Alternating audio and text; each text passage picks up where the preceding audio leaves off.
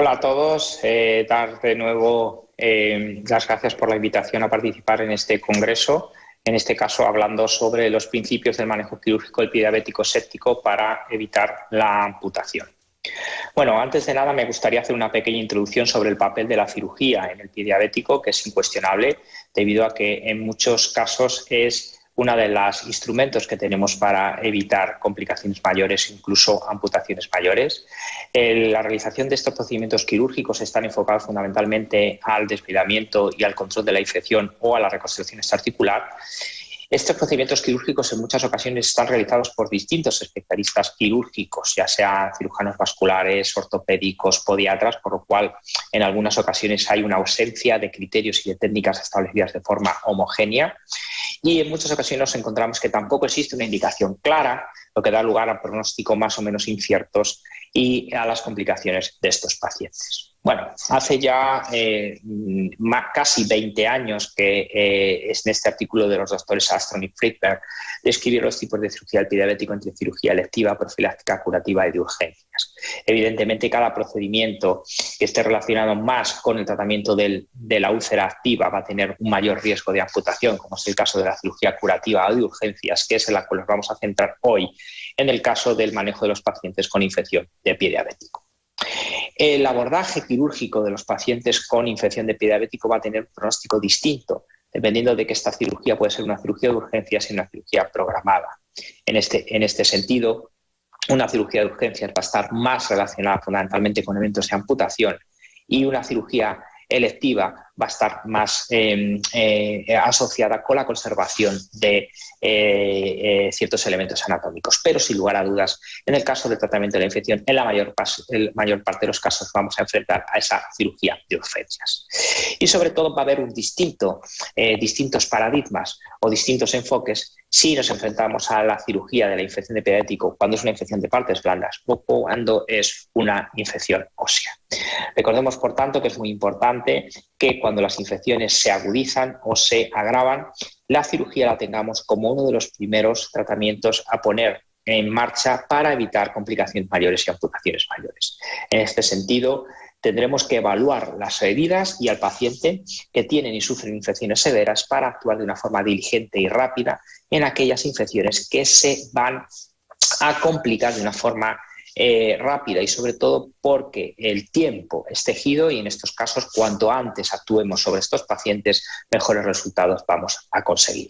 Por ejemplo, fíjense este caso de un paciente que llega a una consulta un lunes por la tarde y cuando lo metemos en el quirófano el otro día por la mañana ya vemos como hay una extensión importante de esa necrosis. Por lo tanto, muy importante actuar lo más rápidamente posible. Bien, ¿cuándo la cirugía es necesaria en las infecciones de pie diabético? Bueno, pues va a ser necesaria para manejar pacientes que tienen infecciones acompañadas de gas en tejidos profundos, para el drenaje de accesos y colecciones purulentas, para el estrechamiento de los trayectos fistulosos, para atajar aquellas infecciones que tienen perfil necrosante, cuando existe una pérdida extensa de tejidos o cuando las infecciones afectan las articulaciones de medio y de retropié. En resumen, cuando la cirugía va a ser una parte importante para contrarrestar la extensión de la infección y evitar la amputación mayor.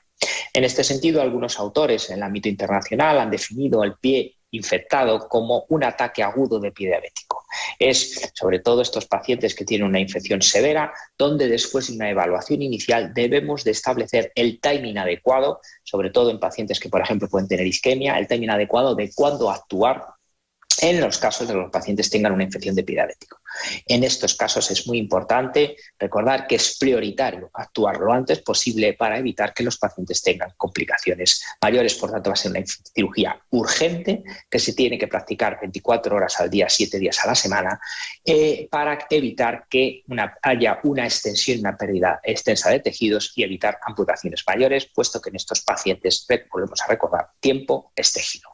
En estos casos, el mejor antibiótico, lógicamente, es el desviamiento quirúrgico. Hago aquí referencia a esta mención del doctor David Armstrong, cual mencionó cómo en estos casos la cirugía es uno de los principales tratamientos para acortar este acotar esta infección que sufren estos pacientes. Y estos procedimientos quirúrgicos van a estar siempre limitados por la extensión de la infección de tejidos blandos, es decir, que tenemos que tener en cuenta algunos aspectos importantes cuando vamos a realizar este manejo quirúrgico. ¿Cómo podemos llevar estos principios técnicos o estas recomendaciones de este manejo quirúrgico para garantizar que haya una minimización de los daños anatómicos que vamos a hacer en el propio desviamiento? Bien, pues en este sentido voy a hacer un recorrido con algunas recomendaciones sobre los pasos que hay que llegar o que hay que realizar en el abordaje de la cirugía de pie diabético. En primer lugar estaría explorar las vías de diseminación anatómica del pie. En este sentido es muy importante tener en cuenta que las infecciones se van a diseminar fundamentalmente por la planta del pie, que va a estar constituido por las infecciones de las inserciones de la fascia y también de la musculatura intrínseca del pie, y también tener en cuenta los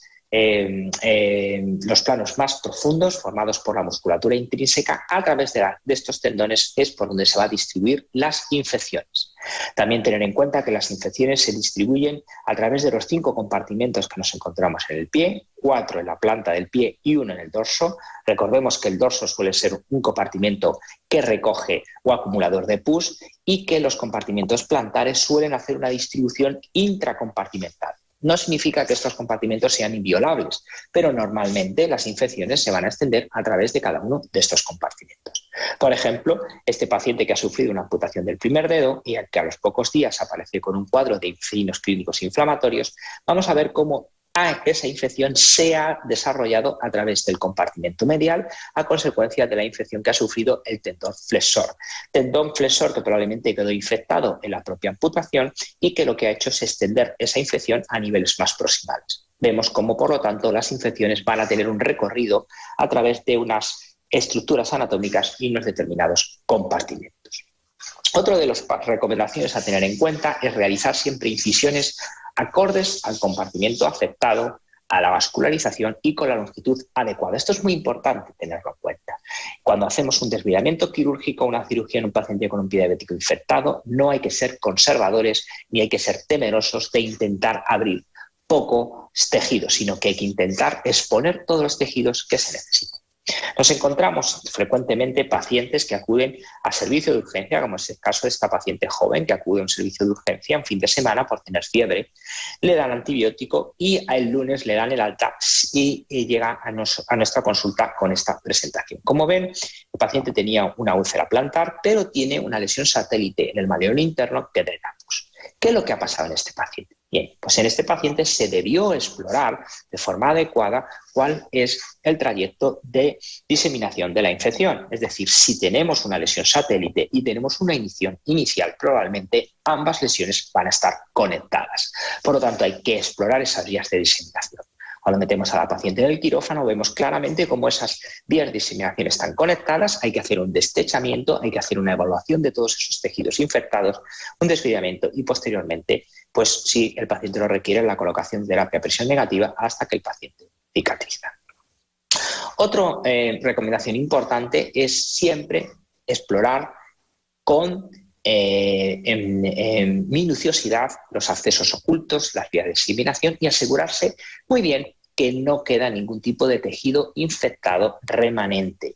¿De acuerdo?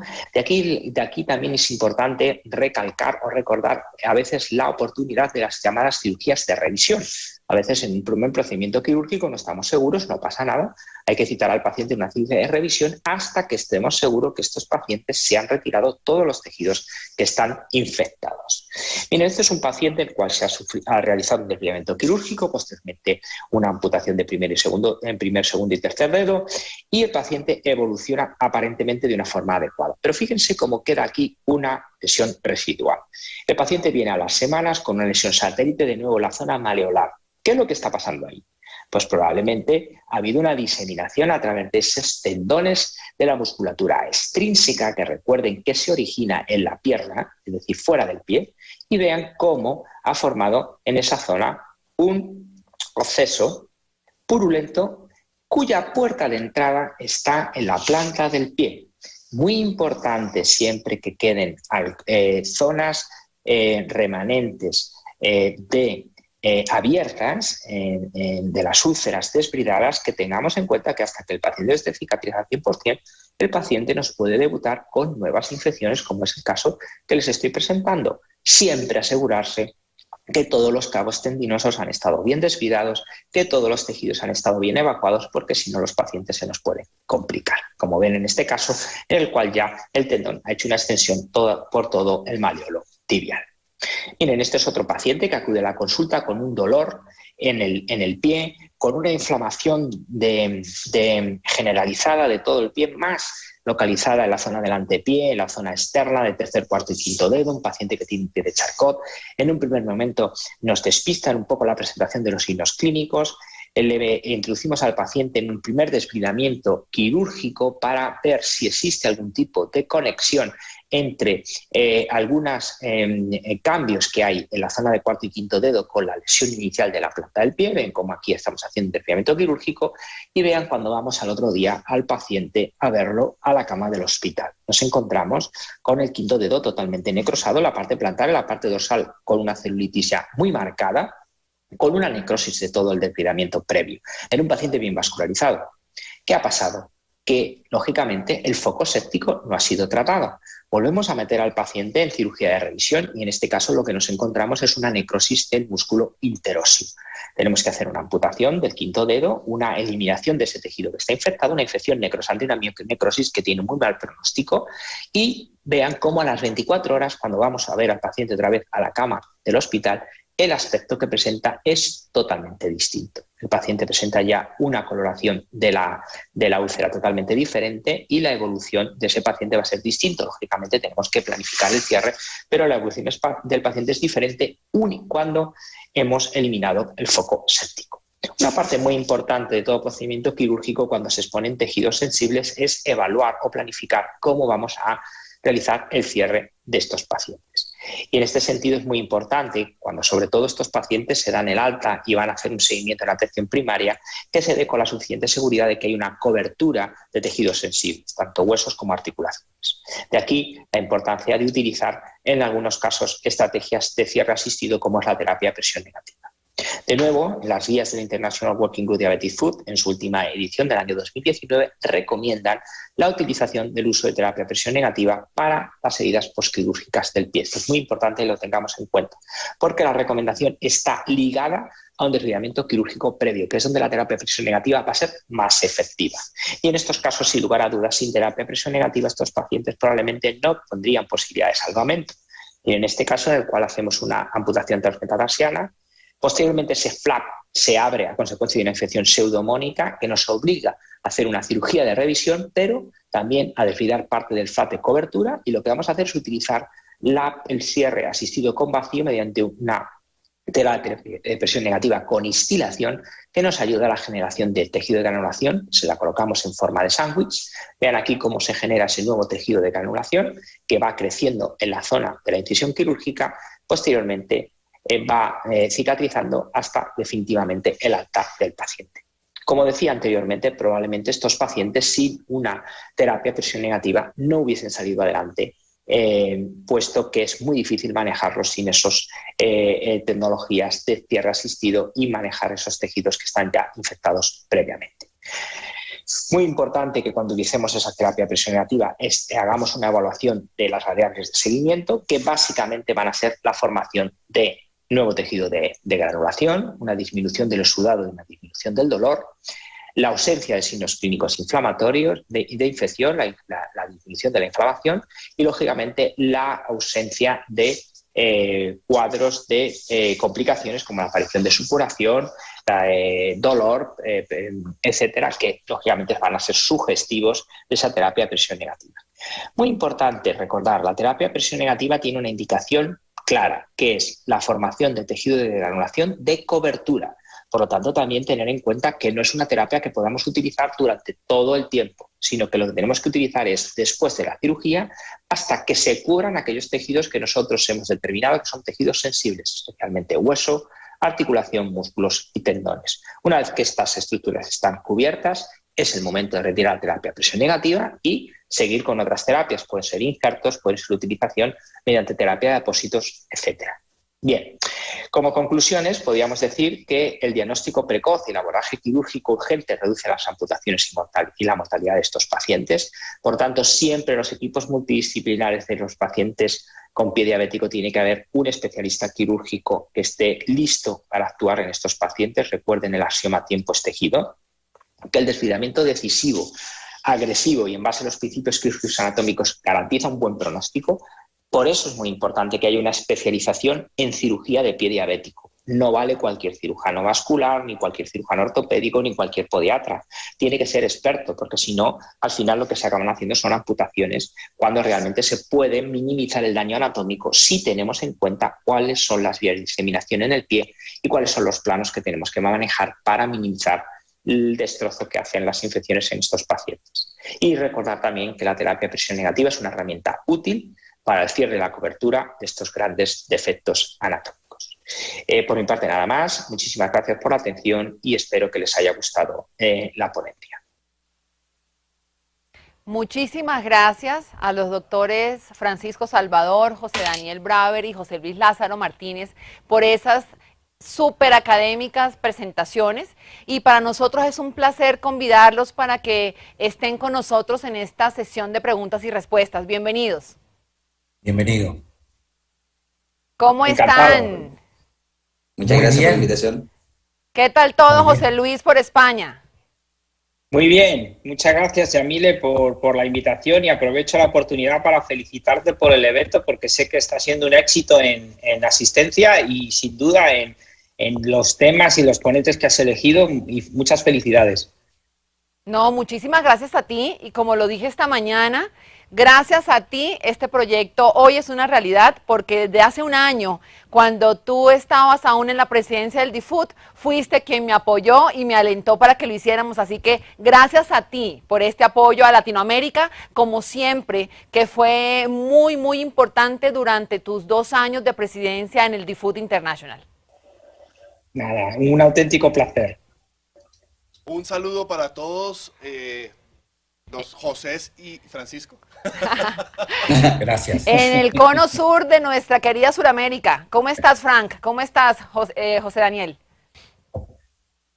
Muy bien, como te dije siempre es un gusto trabajar con ustedes, tener este honor de participar con José Luis y con Fran, así que muy feliz.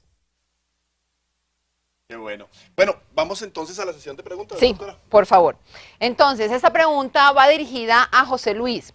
En nuestro medio, Latinoamérica, el uso de antibióticos tópicos es muy frecuente a nivel domiciliario. El paciente se ve una lesión y lo primero que hace es tomar una pastillita, una tableta, machacarla y aplicarse el polvito, o abrir el vial de la penicilina y aplicársela, pues tratando de evitar que empeore esa lesión.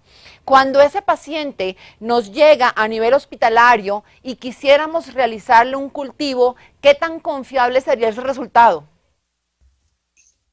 Bueno, pues en principio las terapias previas de antibiótico, la ingesta previa de antibiótico, tanto local como oral, necesitan un periodo de lavado antes de la toma de cultivo.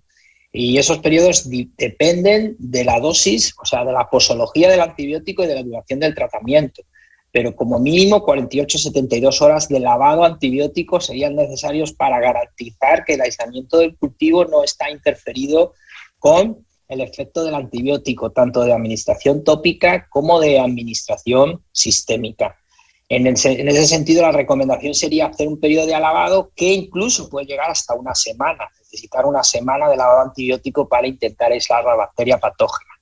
No obstante, si hay que intervenir o hay que tomar decisiones sobre la terapia, pues lógicamente habrá que tener en cuenta qué terapias antibióticas e inferir qué posibilidad de bacteria o qué posible bacteria la que causa la infección, hasta que el cultivo que se tome dé garantías de tener un aislamiento correcto. Muchas gracias, doctor José Luis. Para el doctor Lázaro, perdón, para el doctor Salvador, de Paola Alexandra Muñoz le pregunta, ¿qué estadística de resistencia a los antibióticos en pie diabético hay en su lugar de trabajo? Gracias. Bueno, yo lo presenté dentro de la estadística que realmente hay una alta resistencia a ciprofloxacino, cefalosporina, y muchos de los gérmenes que están involucrados van desarrollando la resistencia a medida que uno va incorporando distintos antibióticos.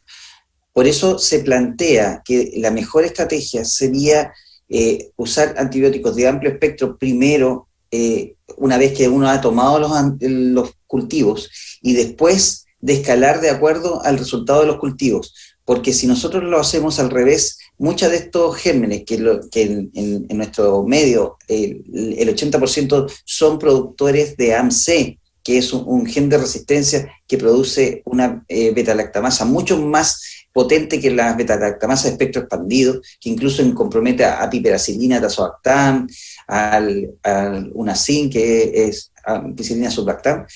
Eso generaría una disminución de estos gérmenes, y antes que generen la resistencia uno le puede poner un antibiótico de menor espectro y de esa manera poder mantener el tratamiento a través del tiempo y tratar la osteomielitis. Como dato estadístico yo le puedo decir que casi el 100% de las Escherichia coli que salen en nuestros cultivos son resistentes a ciprofloxacino, y aproximadamente el 50% de las salvajes son resistentes a cefalosporina. Y en el caso de las pseudomonas, que también es un tema importante, aproximadamente el 40% ya son resistentes a ciprofloxacino. Por lo tanto, no se podría usar en forma empírica. Y en el caso del estafilococo, que pese a que salió uno de los más importantes, pero solamente en un 18% de los aislamientos, el 12% es sensible a flucloxacilina. Por lo tanto, tenemos un germen meticilino resistente aproximadamente como del 4 a 5%. Perfecto. Para José Daniel, el tratamiento del pie de Charcot en estadio 3 ¿incluye cirugía por ortopedia o solo tratamiento de rehabilitación con calzado especial? Bueno, esta es una muy buena pregunta, y recuerden que yo no soy traumatólogo, pero quizás José Luis me puede ayudar un poco. Yo creo que cuando el pie es plantígrado, podemos seguir utilizando durante un año las botas Walker, o sea, e ir monitoreando al paciente con la temperatura y si el paciente no presenta deformaciones. Cuando el paciente presenta deformaciones, muchas veces con úlceras recidivantes, a repetición quiere decir, el paciente no es plantígrado y la indicación sin duda es la amputación. O cuando el paciente tiene deformaciones laterales o en la planta del pie, podemos hacer exostostomías, o cuando el paciente tiene un pie inestable, podemos hacer artrodesis con fijación externa o fijación interna. De lo que hemos aprendido de los traumatólogos y de los podiatras, que es muy importante plantear la cirugía siempre y cuando que haya un stock óseo apropiado. Pero lo importante también es que en el Charcot agudo tratemos de no realizar cirugías. José Luis, ¿quisiera agregar algo o...? No, totalmente de acuerdo. Creo que es muy importante diferenciar dos escenarios, la fase aguda y la fase crónica. El Charcot agudo no es quirúrgico, nunca es quirúrgico, salvo para las toaletas de osteomielitis o resecciones óseas de hueso infectado. Y el Charcot crónico es el único que se puede someter a cirugía de reconstrucción. Y en este sentido, como ha explicado muy bien José Daniel, las diferencias entre los procedimientos de soptectomía o reconstrucciones de pie de Charcot, que van a depender, lógicamente, de la magnitud de las deformidades y de la posibilidad de generar un pie inestable después de la soptectomía. Pero yo creo que el mensaje más importante es un Charcot agudo, no está indicada la cirugía de reconstrucción. Perfecto. ¿Podría agregar una pregunta? Si el paciente está en el Charcot crónico y logramos mantenerlo estable, ¿cuál sería el paso de bota Walker a un zapato? muchas veces lo que se usa es una descarga patelar con un zapato ancho y profundo. Gracias. Muy bien, y tiene mucho que ver estas dos preguntas que siguen y está abierta a todos. Un charcot ulcerado con osteomielitis, ¿se le puede ofrecer tratamiento y no amputación? Por supuesto que sí, esa es la primera opción. Al paciente primero hay que tratarle, la amputación es siempre la última opción. Yo siempre suelo decir una cosa, y es que la única ventaja que tiene tratar a estos pacientes es que siempre llegan con la amputación ya como indicación, con lo cual estamos apostando a perder poco, porque el paciente ya tiene esa indicación generalmente por la mayoría de los especialistas que lo han visto previamente. La amputación siempre es la última opción. Hay que comenzar con el tratamiento y ir escalando opciones terapéuticas. Cuando, lógicamente, por la gravedad de las complicaciones se amenaza la supervivencia del paciente o se hace inviable la viabilidad de la pierna, hay que optar por la amputación, pero ese debe ser siempre la última opción. Apoyando lo que dice José Luis, nosotros tenemos charcot con osteomielitis que puede estar por fuera de la zona del charcot a un dígito, o charcot con osteomielitis en la zona del charcot. Pero apoyo y la moción del DEFUT de que siempre el tratamiento es escalonado, no pensar de entrada en la amputación, porque si no es la forma más fácil de sacarnos el problema y sin pensar en la calidad de vida del paciente. Doctor Salvador, perdón, siga adelante. No, que quería acotar solamente que en el caso de los pacientes que tienen un charcot y que comprometen la articulación tibio-peroneo astragalina, esa pudiese ser una de las indicaciones de una amputación con menos esfuerzo en la recuperación de la osteomielitis, porque lamentablemente no tenemos un apoyo ya, o sea, una destrucción de esa zona pudiese ser ya casi insalvable para un apoyo posterior. Perfecto. Doctor Salvador, para usted también hay una pregunta aquí, dice, ¿cada cuánto tiempo se toma la muestra de cultivos en pacientes con pie diabético complicado con infección? Bueno, depende de cómo evolucione la úlcera. Muchas veces nosotros tomamos una muestra y de acuerdo a la evolución, si el paciente va disminuyendo paulatinamente sus parámetros inflamatorios, la herida ya disminuye en diámetro, mejora el tejido granulatorio, dejamos de tener un proctubón positivo, nosotros no tenemos por qué hacer un nuevo cultivo. Ahora, de acuerdo a lo que nosotros estamos planteando como estrategia en un futuro, posiblemente eso vaya cambiando porque ya vamos a tener una muestra de todos los gérmenes que van a estar involucrados con la metagenómica. Pero mientras eso no ocurra, si la persistencia de la úlcera hace que tengamos todavía exposición ósea, tendríamos que hacer cultivos cada 2 o 3 semanas dependiendo de cómo evoluciona la úlcera. Muy bien. Para todos, ¿un charcot sin úlcera puede desarrollar osteomielitis? José Luis. Sin úlcera, que nunca la ha tenido o que la ha tenido previamente. Yo haría esa diferenciación. Si el pie nunca ha estado abierto, no ha habido herida, todos los cambios óseos que se encuentren en el pie deben de asumirse que son a consecuencia de la osteoneuropatía, por el proceso de degeneración osteoclástica. En el caso de que el paciente haya tenido una úlcera previa y esa se haya cerrado, cabe la posibilidad de que quede osteomielitis residual en el hueso, aunque la úlcera quede cerrada. Y ahí es un caso complejo donde ya habría que optar por técnica de diagnóstico diferencial para dirigir si el paciente tiene cambios óseos relacionados con infección o cambios óseos relacionados con la neuroartropatía. Pero empezando por lo simple, siempre recordar que la osteomielitis del pie diabético se produce por contigüidad de la úlcera. Eso significa que las bacterias acceden al hueso a través del conducto o el trayecto natural que ha generado la propia úlcera. Por lo tanto, si no hay puerta de entrada o aparentemente no hay historia de puerta de entrada, la osteomielitis se podría descartar en esa primera fase. ¿Puedo agregar? Claro. Sí, nosotros hemos visto muchos casos en el cual el paciente llega al consultorio con un pie asimétrico, caliente, sin deformación real, pero con un zapato inapropiado. Ese zapato inapropiado por contacto con el pie, o sea, un problema de continente contenido, puede, en un paciente neuropático, sin las sensaciones protectoras presentes, el zapato puede desencadenar una úlcera, y si el paciente no se da cuenta y no está alerta, puede desencadenar una osteomielitis. Y lo vemos esto internado en nuestros hospitales.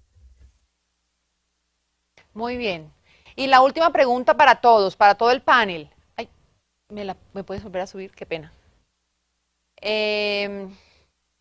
Dice, para el tratamiento local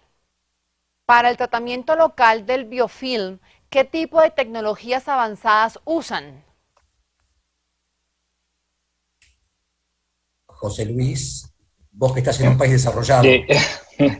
Bien, bueno, nosotros hemos incorporado recientemente, y cuando digo recientemente, desde 4 o 5 años a esta parte, hemos desarrollado investigación y hemos incorporado en nuestra práctica clínica el uso de desbridamiento por ultrasonido como ayuda al control del manejo del biofilm, siempre y cuando en los pacientes no se puede hacer un desbridamiento quirúrgico. Si se puede hacer un desbridamiento quirúrgico, el mejor manejo del biofilm es llevarse todo el lecho de la herida por delante, hacer un toilet y limpieza.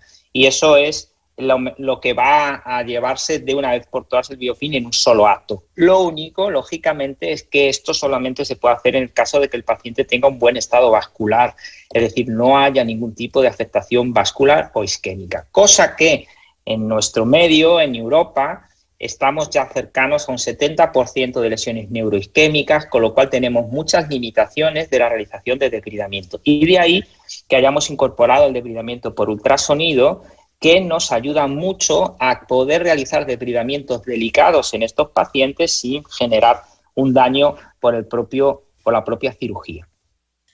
Nosotros en la Argentina no tenemos el debridamiento que tiene la suerte de tener José Luis, pero insistimos en que el paciente venga en forma seguida y con el debridamiento nuestro podológico. Pero quiero hacer hincapié en cosa que hemos entendido, el efecto borde, el efecto H, la tunelización. Entonces es muy importante que nuestros podólogos debriden esa zona para evitar el biofilm en la zona del borde.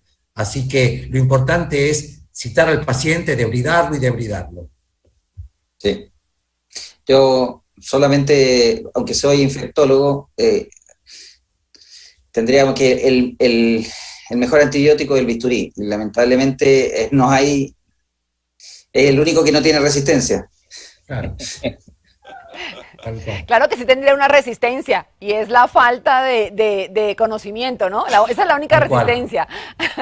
Aquí hay una nueva pregunta, disculpen porque habíamos dicho que era de las últimas, pero una duda.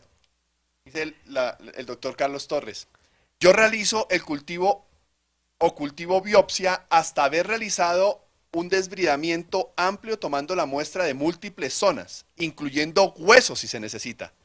¿Esto debería ser siempre así?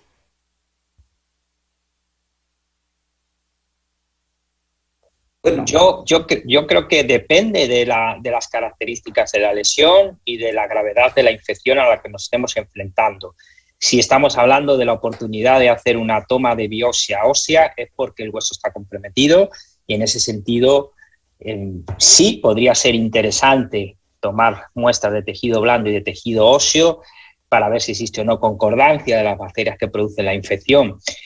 Y evidentemente también, si estamos enfrentándonos a heridas que no tienen tanta profundidad y que no están comprometiendo tejidos profundos, pues no sería necesario extender la toma de cultivo a estructuras o planos profundos que en principio entendemos que no están infectados. Sobre la realización de la toma de cultivo en distintas zonas de la úlcera, hay varios estudios, incluso algunas recomendaciones. Antes han mencionado, por ejemplo, José Daniel, el tema de los bordes, y hay estudios que guían acerca de la necesidad o de dónde podemos encontrar mayor proporción de bacterias en las heridas. Yo, sinceramente, creo que cuando se implementa esto en la práctica clínica, lo que tenemos que tener claro es hacer una toma de cultivo después de un buen desbridamiento y después de una buena limpieza de la herida. Y una vez que se ha hecho esto, coger siempre tejido de la zona que está implantada, pegada a la herida, no suelta, no tejido esfacelado, no tejido necrótico, no tejido no viable. Y con esa recomendación yo creo que sería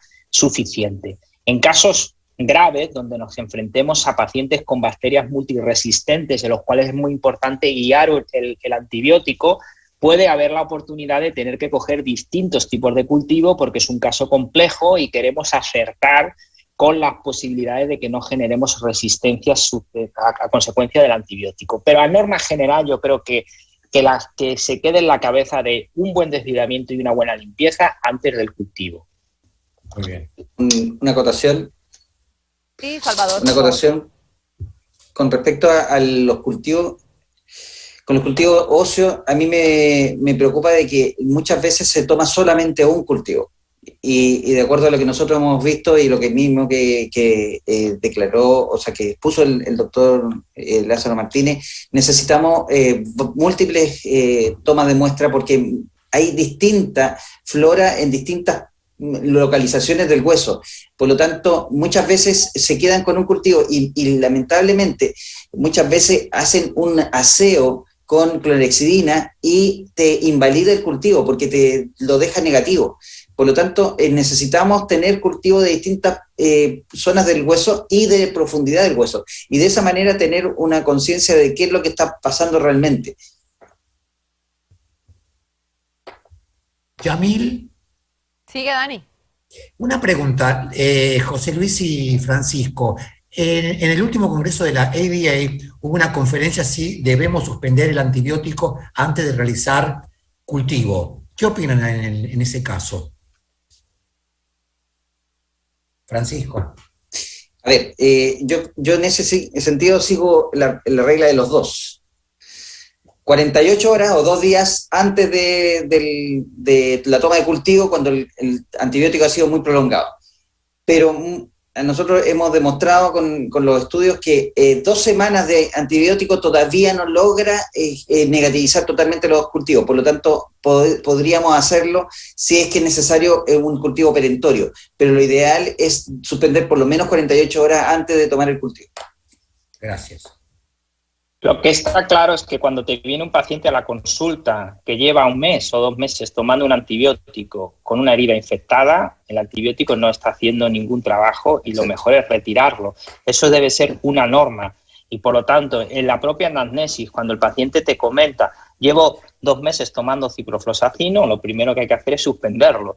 Es que es una cosa que es ilógica mantenerlo y que seguimos viendo que por desgracia se sigue manteniendo en muchas prácticas. Eso es una primera recomendación importante. Yo siempre suelo decir que no hay bacterias resistentes, sino que nosotros las hacemos resistentes. Los médicos que prescribimos antibióticos. A veces le echamos la culpa al paciente por tomar antibióticos sin necesidad o por automedicarse, pero, por ejemplo, en muchos países, en España, una persona no puede comprar un antibiótico en una farmacia sin una receta médica. Por lo tanto, el que está generando la resistencia es el médico que prescribe ese antibiótico con una indicación inadecuada, una duración de tratamiento inadecuado y una posología incorrecta. Eso hay que asumirlo y es un error que lo tenemos que reconocer. Si no somos capaces de reconocerlo, no vamos a solucionar el problema. Completamente de acuerdo. Bueno, José Luis, José Daniel, Francisco, muchísimas gracias por su tiempo, por estar aquí, por compartirnos toda esta ciencia. Gracias a ustedes por estar en este momento con nosotros. Gracias por sus preguntas.